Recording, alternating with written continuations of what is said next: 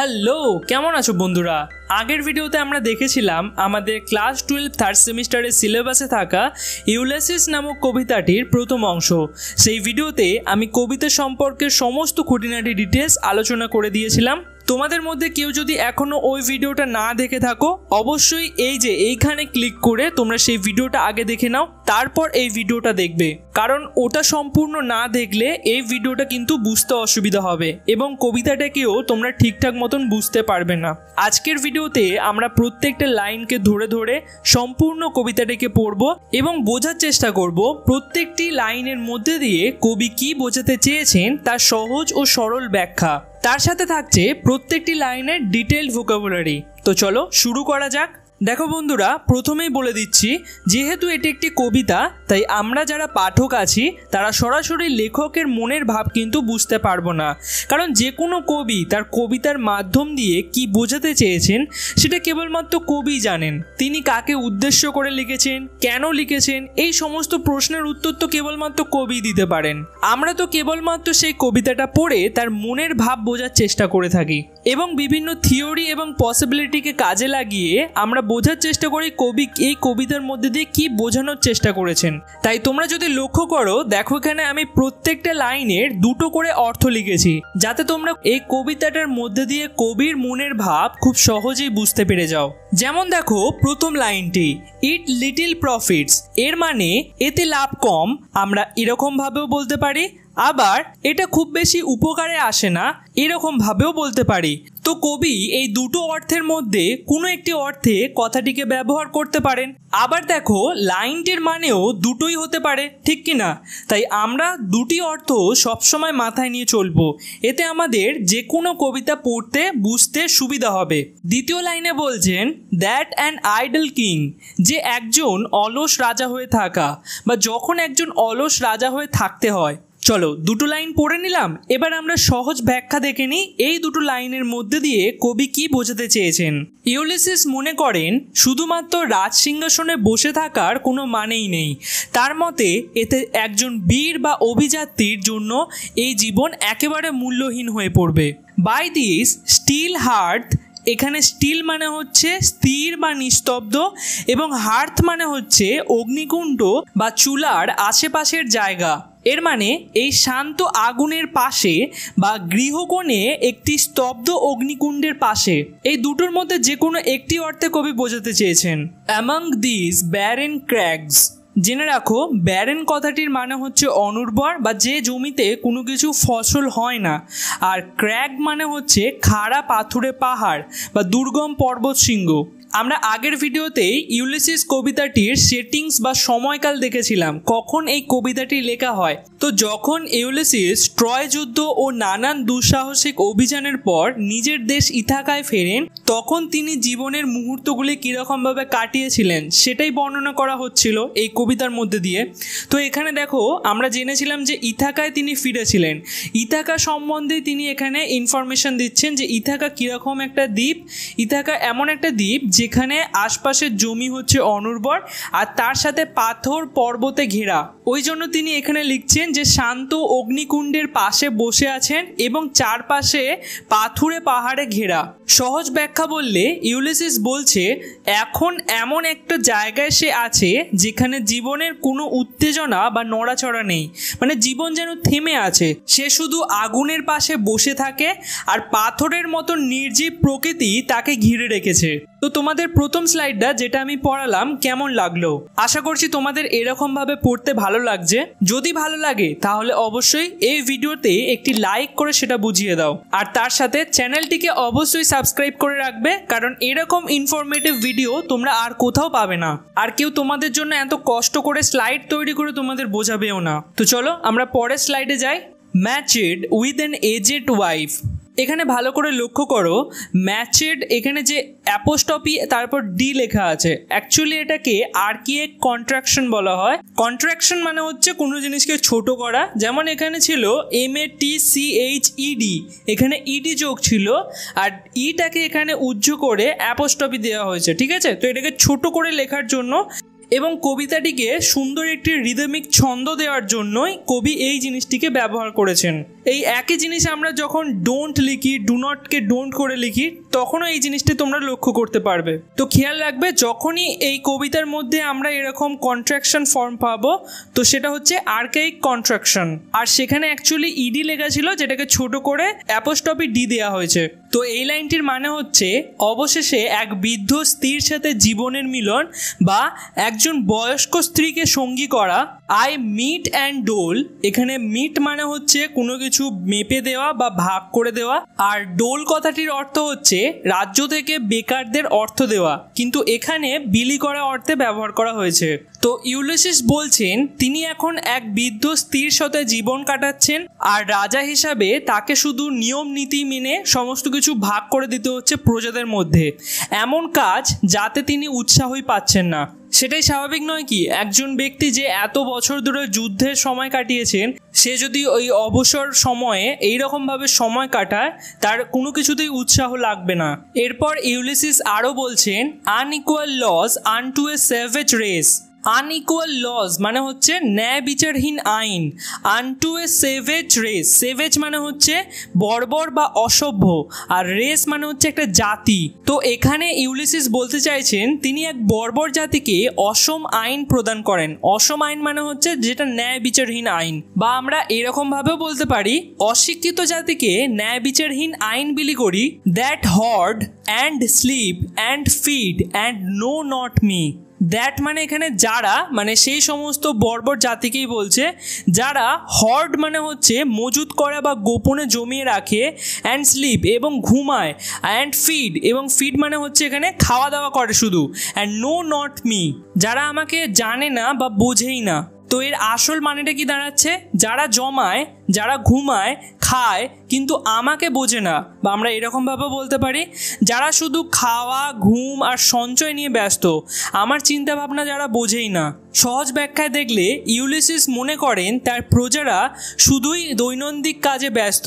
তারা ইউলিসিসের অতীত, তার রোমাঞ্চপ্রীতি বা তার বীরত্বপূর্ণ মনোভাব এই সমস্ত কিছু বোঝেই না। এই সমস্ত বর্বর জাতিকে শাসন করে ইউলিসিসের মনে কোনো শান্তিই আসছে না। চলো আমরা যতদূর পড়লাম একবার কুইকলি রিক্যাপ করে নিই বা সংক্ষেপে দেখে নিই। ইউলিসিস এখন এক নিষ্প্রাণ রাজকীয় জীবনে আটকে গেছেন।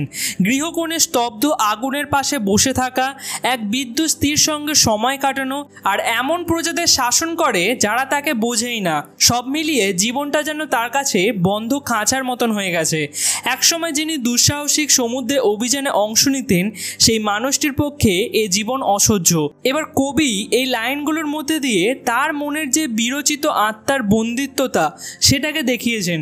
অর্থাৎ কবির মনও ঠিক এই একই অবস্থায় আছে, যেন কোনো একটা খাঁচার মধ্যে বন্দী হয়ে গেছে। তো এতক্ষণ পড়ে আমরা কি বুঝলাম? এখানে চরিত্র ফুটিয়ে তুলছেন তিনি ইউলিসিসের, কিন্তু এই ইউলিসিস ক্যারেক্টারটির মধ্যে দিয়ে তিনি তার নিজের জীবনকেই তুলে ধরছেন। I cannot rest from travel, আমি ভ্রমণ থেকে বিশ্রাম নিতে পারি না, বা আমি কখনো ঘরে বসে থাকতে পারি না। সহজ ব্যাখ্যা বললে ইউলিসিসের রক্তে যেন দুঃসাহসিক অভিযান মিশে আছে। ভ্রমণ, নতুন অভিজ্ঞতা তার জীবনের মূল চালিকা শক্তি। স্থির জীবন তার পক্ষে সম্ভব নয়। I will drink life to the lees, এখানে লিস মানে হচ্ছে একদম তলানির অংশ বা একদম অবশিষ্ট যে অংশটুকু পড়ে আছে। তিনি বলছেন আমি জীবনের শেষ ফোঁটাও উপভোগ করব, বা আমি আমার জীবনটাকে পুরোপুরি উপভোগ করব যতক্ষণ না শেষ হয়। সহজ ব্যাখ্যায় দেখলে যেমন করে কেউ এক গ্লাস মদের শেষ ফোঁটা পর্যন্ত পান করে, ইউলিসিসও তেমন জীবনের প্রতিটি মুহূর্তকে উপভোগ করতে চায়। জীবনকে পূর্ণমাত্রায় গ্রহণ করা তার নীতি। All Times I have enjoyed, আমি সবসময় উপভোগ করেছি, অথবা আমার প্রতিটা সময় ছিল উপভোগ্য। Greatly have suffered greatly, greatly মানে হচ্ছে অত্যন্ত বা গভীরভাবে, এবং সাফার্ড মানে হচ্ছে কষ্ট করা বা সহ্য করা। এখানে প্রথম যে গ্রেটলি কথাটি ব্যবহার করা হয়েছে এর মানে হচ্ছে বড় আনন্দ, আর তারপরে দেখো লেখা আছে সাফার্ড গ্রেটলি মানে খুব ভয়াবহ কষ্টও পেয়েছি। তো এর আসল মানেটা কি দাঁড়াচ্ছে? অনেক বড় আনন্দও পেয়েছি, অনেক দুঃখ সহ্য করেছি, বা আমরা বলতে পারি মহান আনন্দের পাশাপাশি ভয়াবহ কষ্টও পেয়েছি। এখানে খেয়াল রাখবে, দেখো এনজয়েড এখানেও দেখো অ্যাপোস্ট্রফি তারপর ডি লেখা আছে, আর দেখো সাফার্ডের পরও অ্যাপোস্ট্রফি ডি লেখা আছে। তার মানে এই দুটোর ক্ষেত্রে কি যোগ হবে? ইডি যোগ হবে, যেটাকে এখানে ছোট আকারে লেখা হয়েছে। এটা কি একটা আর্কেইক কন্ট্রাকশন। তো এই ছোট লাইনগুলো কিন্তু খেয়াল রাখবে, পরীক্ষায় হয়তো এই লাইনগুলোই তুলে তোমাদের প্রশ্ন করতে পারে। তাহলে এই দুটো লাইনের সহজ ব্যাখ্যা দেখলে তার জীবন শুধু সফলতা বা আনন্দেই ভরা ছিল না, তিনি অনেক যুদ্ধে গেছেন, সংকটে পড়েছেন, ভালোবাসা পেয়েছেন, এই সব মিলিয়ে জীবন ছিল পূর্ণ ও গভীর। এরপর তিনি বলছেন, both with those that loved me and alone. Both with those মানে এই দুটোর সঙ্গে কাটিয়েছি, দ্যাট লাভড মি যারা আমাকে ভালোবেসেছে, অ্যান্ড অ্যালোন এবং একাকী যখন থেকেছি। সহজ বাংলায় দেখলে যারা আমাকে ভালোবাসতো তাদের সঙ্গেও থেকেছি, আর এমনকি একাকীও থেকেছি। বা আমরা এরকমভাবেও বলতে পারি, আমি সঙ্গী সহচরদের সঙ্গেও ও একা একা জীবন এই দুটোই কাটিয়েছি, জীবনে এই দুটোই উপভোগ করেছি। সহজ ব্যাখ্যায় দেখলে ইউলিসিস শুধু সঙ্গীদের সঙ্গে নয়, অনেক সময় একাকী থেকেও জীবনের অভিজ্ঞতা অর্জন করেছেন। তার যাত্রা হয়েছে কখনো মিলনের, আবার কখনো বিচ্ছেদের, তবু তিনি থেমে থাকেননি। এরপর ইউলিসিস আরও বলছেন, অন শোর তটভূমিতে থেকেছি, অ্যান্ড হোয়েন এবং যখন, থ্রু স্কার্ডিং ড্রিফটস দ্রুত বয়ে যাওয়া ভাসমান কুয়াশার মধ্যে দিয়ে। এ দেখো বন্ধুরা, এখানেও THRO এখানেও কন্ট্রাকশন ইউজ করা হয়েছে, THRO UGH যেটাকে ছোট করে THRO তারপর মাথায় অ্যাপোস্ট্রফি দেওয়া হয়েছে। আর এখানে স্কার্ডিং মানে হচ্ছে দ্রুত বয়ে যাওয়া বা হাওয়ায় উড়ে চলা, আর ড্রিফটস মানে হচ্ছে ভেসে যাওয়া কোনো বস্তু, যেমন কোনো ভাসমান কুয়াশা বা তুষার। দ্য রেনি হেয়ার্ডস বৃষ্টিবহুল রোহিণী নক্ষত্র। এখানে হেয়ার্ডস মানে হচ্ছে রোহিণী নক্ষত্র, মানে আকাশের এক প্রকার তারাগুচ্ছ যারা সাধারণত বৃষ্টির আগমনের সাথে যুক্ত, বা মান্যতা আছে এই তারাটি দেখা গেলে প্রচণ্ড বৃষ্টি বজ্রপাত এইসব হবে।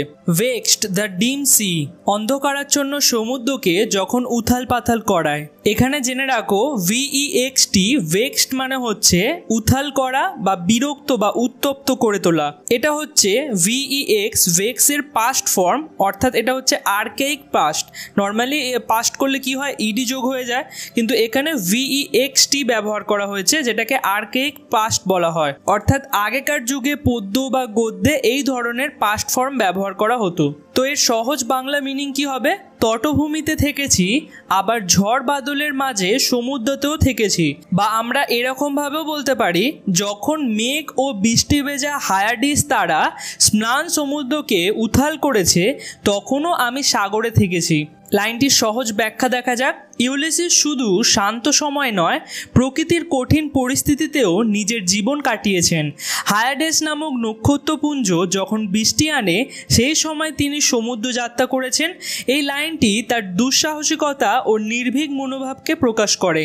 চলো আমরা এই যে 4-5টা লাইন পড়লাম, এর সহজ ভাষায় আমাদের লেখক কি বোঝাতে চেয়েছেন সেটা একবার আমাদের মনের মধ্যে ফুটিয়ে তুলি। তো এই অংশে ইউলিসিস স্পষ্টভাবে জানিয়ে দেয়, তিনি শুধু জীবিত নয়, তিনি এখনও জীবনকে অনুভব করতে চান পুরোপুরি গভীরভাবে। তার ভ্রমণ পিপাসা এখনও থামেনি। আনন্দ, দুঃখ, ভালোবাসা, একাকিত্ব সব কিছু মিশিয়ে তার জীবন ছিল রঙিন, উত্তাল ও বিরচিত। ঝড় বৃষ্টির মধ্যেও থামেননি তিনি। ইউলিসিস এখন শুধুই পুরনো স্মৃতির মানুষ নন, বরং সে এখনও অভিযানের জন্য তৈরি। এরপর I am become a name, আমি একটি নাম হয়ে উঠেছি, বা আমি শুধু একটি বিখ্যাত নাম হয়ে গেছি। ইউলিসিস বলছেন, এখন আর কর্মঠ বা অভিযানের অংশগ্রহণকারী নন, বরং কেবলমাত্র ইতিহাসে লেখা একটি নাম হয়ে গেছেন তিনি। মানুষ যেন এখন কেবলমাত্র তার নাম জানে, কিন্তু তার জীবন্ত চেতনা বা কার্যকলাপ আর এখন নেই। চলো এরপরে যাওয়া যাক। For always roaming with a hungry heart. For মানে কারণ, অলওয়েজ মানে হচ্ছে সব সময়, রোমিং মানে হচ্ছে ঘুরে বেড়ানো, উইথ এ হাংরি হার্ট মানে হাংরি মানে হচ্ছে ক্ষুধার্ত, একটি ক্ষুধার্ত হৃদয় নিয়ে। এর সহজ মানে হচ্ছে কারণ আমি সব সময় একটি ক্ষুধার্ত হৃদয় নিয়ে ঘুরে বেড়াই। বা আমরা বলতে পারি কারণ আমার হৃদয় সবসময় নতুন কিছুর খোঁজে ঘুরে বেড়ায়। সহজ ব্যাখ্যায় দেখলে তার মনে এক অদম্য আকাঙ্ক্ষা আছে নতুন জায়গা, অভিজ্ঞতা, জ্ঞান ও রোমাঞ্চ খোঁজার। এই লাইনটি তার অস্থির আত্মার প্রতীক। এরপর ইউলিসিস বলছেন much I have seen and known. এখানে একটা খুব ভালো জিনিস লক্ষ্য করা তোমাদের দেখাচ্ছে। দেখো এই লাইনটাকে আমরা নর্মালি যদি লিখি সেন্টেন্সে কীরকমভাবে লিখতে পারবো, I have seen much and known, কিন্তু এখানে প্রত্যেক এটাকে ঘুরিয়ে লেখা হয়েছে, অর্থাৎ মাচ যেটা হচ্ছে একটি অ্যাডভার্ব সেটাকে সেন্টেন্সের শুরুতে দেওয়া হয়েছে, আর মাচ হচ্ছে এমন একটি অ্যাডভার্ব যেটি সবসময় তার সাথে ভার্ব নিয়ে থাকে। তো এই জন্য এখানে দেখো মাচের পর হ্যাভ দেওয়া হয়েছে, তারপরে লেখা হয়েছে আই সিন অ্যান্ড নোন। গ্রামারের ভাষায় এই উল্টো করে লেখাটাকে বলা হয় ইনভার্সন, কিন্তু তা বলে যে এর মানের পরিবর্তন হবে এমনটা নয়, মানে একই থাকবে। এর মানে কি হবে, আই হ্যাভ সিন মাচ এর মানে হবে আমি অনেক কিছু দেখেছি, অ্যান্ড নোন এবং জেনেছি, বা আমরা এরকমভাবেও বলতে পারি আমি বহু অভিজ্ঞতা অর্জন করেছি। সহজ ব্যাখ্যাটি দেখা যাক। ইউলিসিস গর্বের সাথে বলছেন তার জীবন ছিল ঘটনাবহুল ও অভিজ্ঞতায় ভরপুর। তিনি পৃথিবীর নানান প্রান্তে ঘুরেছেন, নানান রকমের মানুষ, সংস্কৃতি ও পরিস্থিতি দেখেছেন। এরপর সিটিজ অব মেন, মানুষে গড়া শহরগুলো বা নানা জাতির জনপদ, and manners, climates, councils, governments, এবং দেখেছেন ম্যানার্স অর্থাৎ আচরণ বা ভদ্রতা, ক্লাইমেটস অর্থাৎ জলবায়ু, কাউন্সিলস পরামর্শ প্রণালী, এবং গভর্নমেন্টস মানে সরকারি ব্যবস্থা। সহজ ব্যাখ্যায় বললে তিনি শুধু ভৌগোলিক জায়গা দেখেননি, বরং বিভিন্ন দেশের লোকেদের আচরণ, চিন্তাভাবনা, রাজনৈতিক ও প্রশাসনিক ব্যবস্থা নিয়েও অবগত হয়েছেন। তিনি এক অভিজ্ঞ পর্যটক ও রাষ্ট্রদর্শী। চলো এরপর মাইসেলফ নট লিস্ট। মাইসেলফ মানে হচ্ছে আমি, অ্যান্ড নট লিস্ট, লিস্ট মানে হচ্ছে সবচেয়ে কম বা নগণ্য। আমি সবচেয়ে কম বা নগণ্য কোনো এক ব্যক্তি এমনটা নয়, বাট কিন্তু অনার্ড সম্মান করেছে অফ দেম অল, তাদের মধ্যে সবাই। তো এই সহজ বাংলা হচ্ছে আমি খুব একটা পিছিয়ে নেই, বরং সবাই আমাকে সম্মান করেছে, বা আমরা এরকমভাবেও বলতে পারি আমিও গুরুত্বপূর্ণ ছিলাম এবং সবার কাছে সম্মানিত ছিলাম। সহজ ব্যাখ্যায় দেখলে ইউলিসিস বলছেন তিনি যেখানেই গেছেন নিজেকে প্রমাণ করেছেন এবং সকলের শ্রদ্ধা অর্জন করেছেন। তিনি শুধু দর্শক ছিলেন না, বরং সম্মানিত অংশগ্রহণকারীও ছিলেন। অ্যান্ড ড্রাঙ্ক এবং পান করেছি বা উপভোগ করেছি ডিলাইট অফ ব্যাটেল, যুদ্ধের আনন্দ, উইথ মাই পিয়ার্স। পিয়ার্স মানে হচ্ছে সমবয়সী বন্ধু বা সমমর্যাদাপূর্ণ কোনো এক ব্যক্তি। তো এর সহজ বাংলা মানে হচ্ছে আমার সমমানের বন্ধুদের সঙ্গে যুদ্ধের আনন্দ উপভোগ করেছি, অথবা আমার সমযোদ্ধাদের সঙ্গে যুদ্ধের আনন্দে মাতোয়ারা হয়েছি। লাইনটির সহজ ব্যাখ্যা দেখে নেওয়া যাক। ইউলিসিস কেবল শান্ত জীবন নয়, যুদ্ধক্ষেত্রেও প্রাণ পেয়েছেন। তার সমযোদ্ধাদের সঙ্গে যুদ্ধ করা ছিল তার জীবনের এক রোমাঞ্চকর অংশ। আর এখানে ড্রাঙ্ক ডিলাইট মানে হচ্ছে যুদ্ধে জয় অথবা সাহসিকতার অনুভূতিতে মাতাল হয়ে ওঠা। Far on the ringing plains of windy Troy, far on মানে হচ্ছে অনেক দূরের, দ্য রিঙ্গিং প্লেন্স, প্লেন্স মানে হচ্ছে সমভূমি, আর রিঙ্গিং মানে হচ্ছে যেটা কাঁপছে বা ঝনঝন করে উঠছে। অফ উইন্ডি ট্রয়, উইন্ডি মানে হচ্ছে বাতাসবহুল বা খুব জোরে যেখানে বাতাস বইছে। কোথায় বাতাস বইছে? ট্রয় নামক একটি জায়গা, যেটা যুদ্ধের একটি জায়গা। এই সম্বন্ধে আমরা শুরুতেও পড়েছিলাম যে ট্রয় যুদ্ধ করেছিলেন তিনি। এখানে ইউলিসিস বলছেন তিনি যে তার সমবয়সী যোদ্ধাদের সাথে যুদ্ধ করেছিলেন সেটা কোথায় করেছিলেন? ট্রয় নামক একটি জায়গায় যেখানে প্রচুর তীব্র বাতাস বইছিল আর যার মাটি ঝনঝন করে কেঁপে উঠছিল। এর সহজ মানে হচ্ছে দূরের তর্জন ভর্জনে কাঁপা ট্রয়ের সমতলে বা বাতাসে মোড়া ট্রয়ের রণাঙ্গনে। লাইনটির সহজ ব্যাখ্যা দেখা যাক। এটি ট্রয়জেন ওয়ারের কথা, যেখানে ইউলিসিস বা যাকে ওডিসিয়াস বলা হতো তিনি যুদ্ধ করেছিলেন। এই যুদ্ধ তার জীবনের এক গৌরবময় অধ্যায়। আর রিঙ্গিং প্লেন্স বলতে বোঝায় যুদ্ধের আওয়াজে মুখরিত সমতল ভূমি। চলো এরপর আমরা যতটুকু পড়লাম একবার সংক্ষেপে দেখে নিই। ইউলিসিস বলছেন তিনি কেবলমাত্র একজন বিখ্যাত নাম হয়ে উঠেছেন, কিন্তু তার মনে এখনও আগের সেই অজানার পিপাসা, সেই অভিযান প্রীতি এখনও রয়েছে। তিনি বহু দেশ ঘুরেছেন, নানান ধরনের মানুষ ও সমাজ ব্যবস্থার সাথে পরিচিত হয়েছেন। তিনি শুধু একজন পর্যটক ছিলেন না, তিনি সম্মানিত বীর এবং এক যোদ্ধা ছিলেন। ট্রয় যুদ্ধ তার জীবনের শ্রেষ্ঠ গৌরবের স্মৃতি। সেই সব অভিজ্ঞতাই তার মনে এখনও জীবন্ত, অথচ বাস্তব জীবনে তিনি এখন নিষ্ক্রিয়। এই দ্বন্দ্বই তার অসন্তোষের মূল কারণ। চলো এরপর আই অ্যাম, আমি হলাম এ পার্ট অফ অল, সেই সমস্ত কিছু জিনিসের একটি অংশ দ্যাট আই হ্যাভ মেট, যেগুলির সাথে আমার দেখা হয়েছে। সহজ ভাষায় বললে আমি যা কিছু দেখেছি তারই অংশ আমি, বা আমরা এরকমভাবে বলতে পারি আমি যাদের সাথে মিশেছি তাদের সবার একটা অংশ আমার মধ্যে আছে।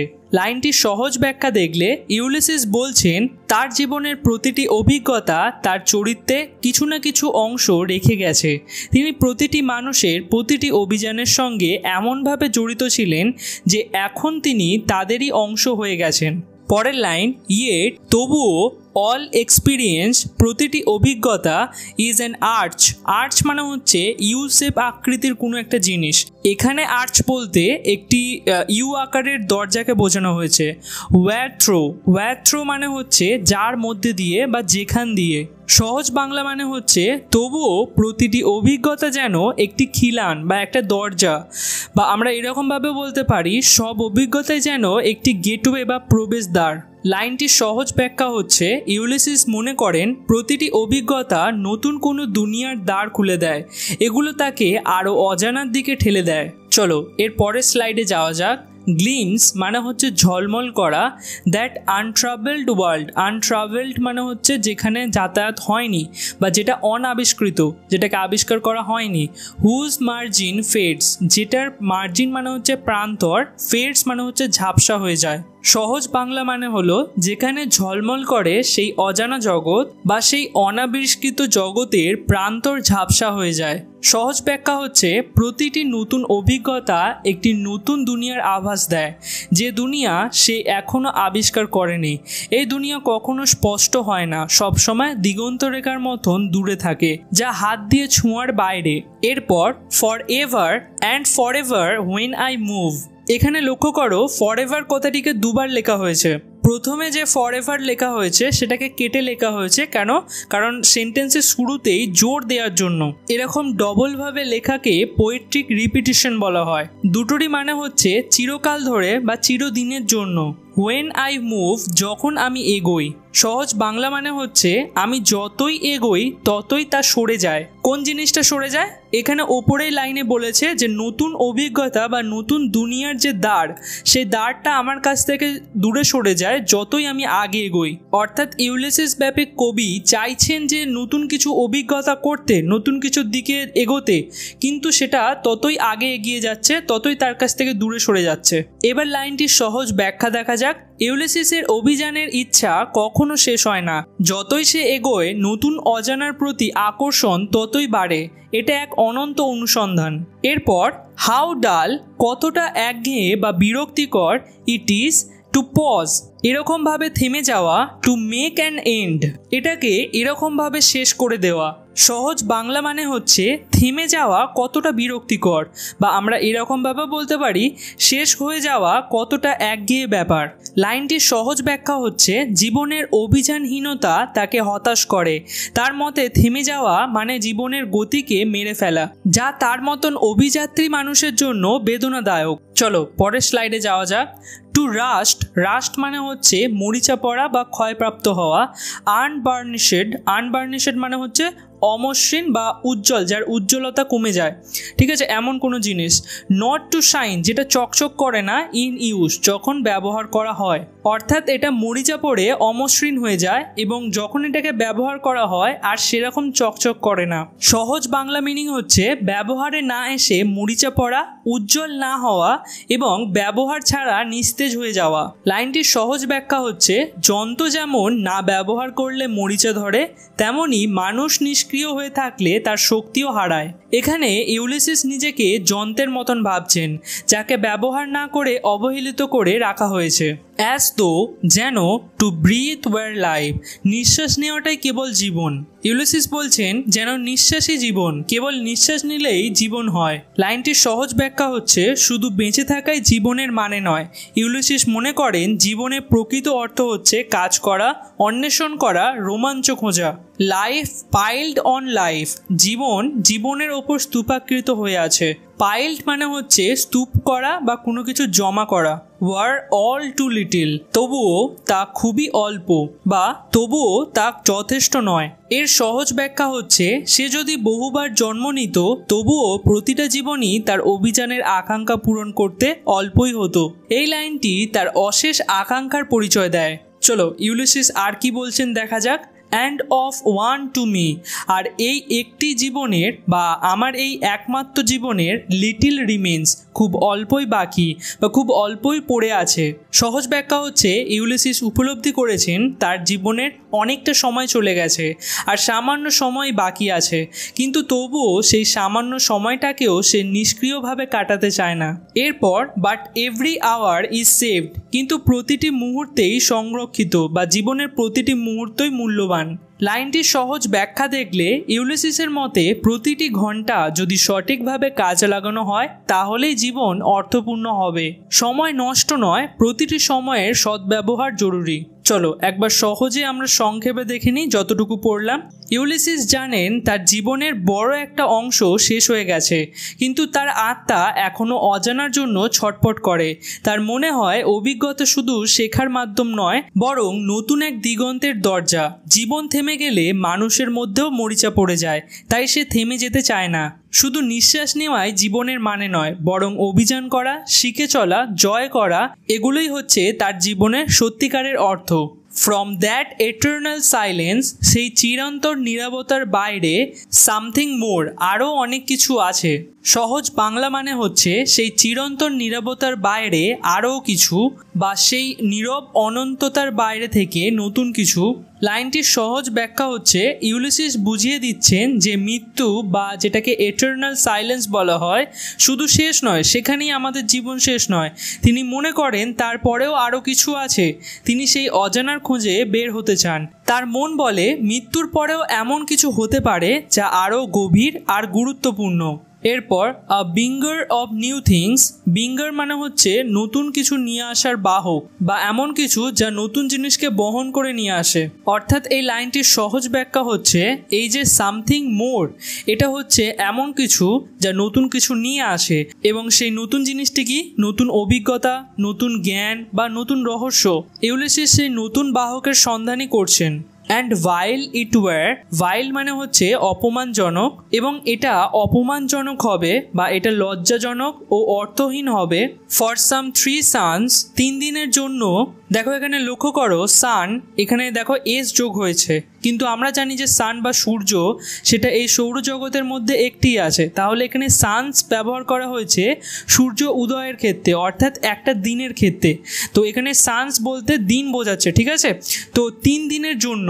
টু স্টোর, নিজেকে জমিয়ে রাখা, অ্যান্ড হোল্ড মাই সেলফ, এবং নিজেকে গোপন করে রাখা। তো চলো এই লাইনটির সহজ ব্যাখ্যা দেখা যাক। ইউলিসিস মনে করেন এমনকি কিছুদিনের জন্য নিজেকে নিষ্ক্রিয় রাখা বা বিশ্রাম রাখা তার পক্ষে সহ্য করার নয়। সেটা তার মতন একজন কঠোর অভিযাত্রীর জন্য অসম্মানজনক ও অর্থহীন হবে।